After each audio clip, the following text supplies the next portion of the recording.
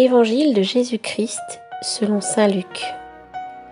Le même jour, c'est-à-dire le premier jour de la semaine, 2 disciples faisaient route vers un village appelé Emmaüs, à 2 heures de marche de Jérusalem, et ils parlaient entre eux de tout ce qui s'était passé.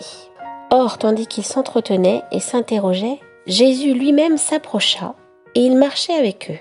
Mais leurs yeux étaient empêchés de le reconnaître. Jésus leur dit : « De quoi discutez-vous en marchant ?»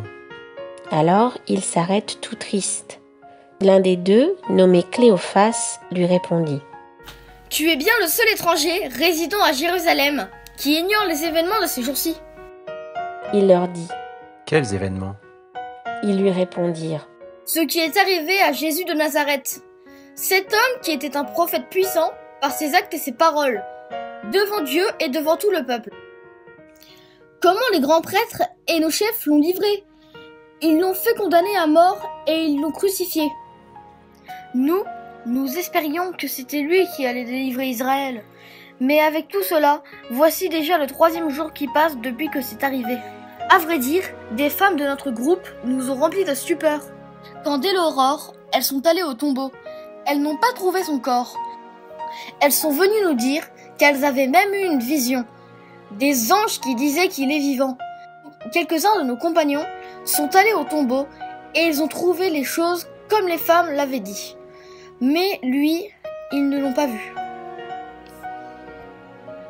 Il leur dit alors : « Esprit sans intelligence, comme votre cœur est lent à croire tout ce que les prophètes ont dit, ne fallait-il pas que le Christ souffrit cela pour entrer dans sa gloire ? » Et partant de Moïse et de tous les prophètes, il leur interpréta dans toute l'Écriture ce qui le concernait.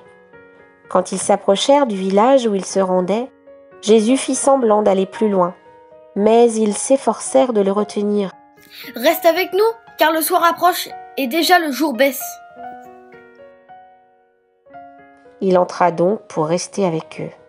Quand il fut à table avec eux, ayant pris le pain, il prononça la bénédiction, et l'ayant rompu, il le leur donna. Alors, leurs yeux s'ouvrirent, et ils le reconnurent, mais il disparut à leur regard.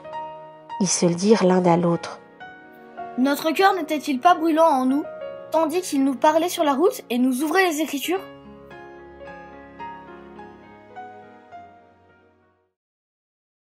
À l'instant même, ils se levèrent et retournèrent à Jérusalem. Ils y trouvèrent réunis les 11 apôtres et leurs compagnons, qui leur dirent : « Le Seigneur est réellement ressuscité, il est apparu à Simon-Pierre !»